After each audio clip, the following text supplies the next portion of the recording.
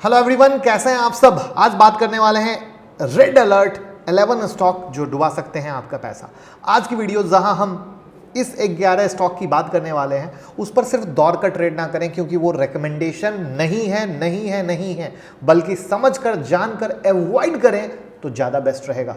क्योंकि आज की वीडियो में हम ऑपरेटर गेम की भी बात करने वाले हैं, किस तरीके से वो हुआ, तो बिग लर्निंग अर्निंग सब कुछ। तो शुरू करते हैं। मैं मुकुल अग्रवाल आपका आप ही के YouTube चैनल में स्वागत करता हूं। जो भी नए लोग हो, चैनल को सब्सक्राइब के साथ बेल आइकॉन हिट कर लीजिएगा। ट्विटर टेलीग्राम से जुड़ जाइएगा। 50,000 लोग जुड़कर फायदा ले रहे हैं, आपको भी फायदा मिलेगा। और रात के 10:30 बजे का शो, 2 से 3 ट्रेड, पैसा कमाइए और भाई को याद रखिए।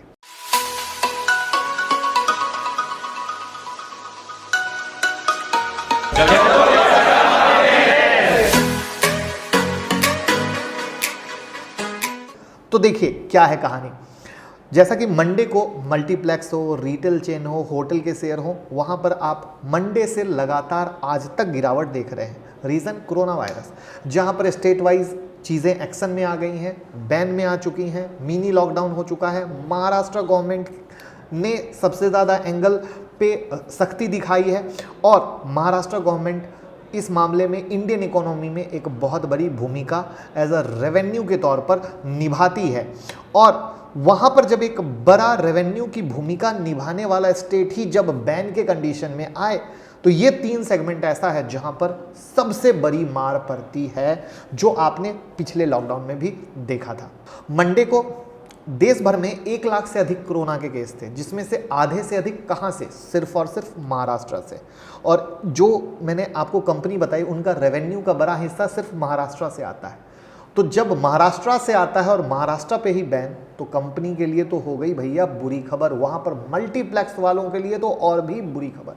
जैसा कि मैंने बोला, अदर स्टेट में भी लॉकडाउन की कहानी, उस कंडीशन में गिरावट बढ़ती हुई इन शेयरों में आप आगे देख सकते हैं। तो सबसे पहले जानते हैं कौन कौन से हैं शेयर।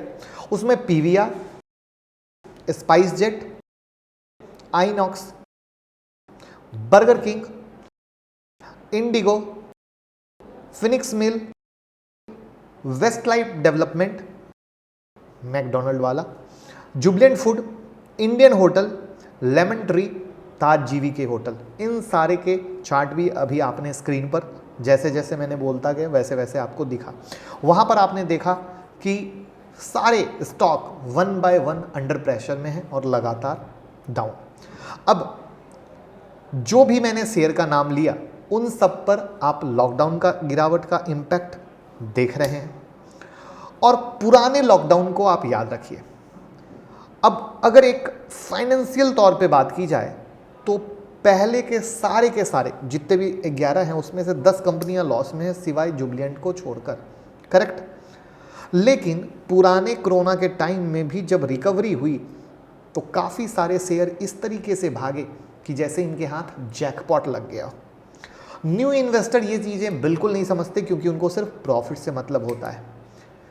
बट उन्हें यह नहीं पता होता है कि ये प्रॉफिट एक्चुअली ऑपरेटर द्वारा लालच के तौर पे दिया जा रहा है कि भैया तुम 10 रुपये कमाओ, 100 रुपये लगाओगे और तब मार्केट के ऊपर की रैली में हम ले जाके तुम्हें फंसा के छोड़ देंगे और तुम अटके रह जाओगे। और वहाँ पर मैक्सिमम नए वाले इसी चाल में ऑपरेटर की फंसते हैं। एज ए बिजनेसमैन आप बताओ कि कोई कंपनी लगातार लॉस में हो तो क्या वो ऊपर जाएगी? नहीं। तो एक्चुअली ये रिकवरी हुई क्यों? सिर्फ उम्मीद में कि कोरोना जाएगा, सब चीज़ें अच्छी होंगी तो वापस से सब अच्छा हो जाएगा। बिल्कुल सही है। लेकिन वहाँ पर ये सेकेंड वेव एक बहुत बड़े हिट की तरह है। और उस हिट में मुझे जो पर्सनल लगता है कि एक सेक्शन आप इस 11 कंपनी का ले लो और दूसरे सेक्शन में आप अदर कंपनी ले लो जो लगातार प्रॉफिट कमा रही है।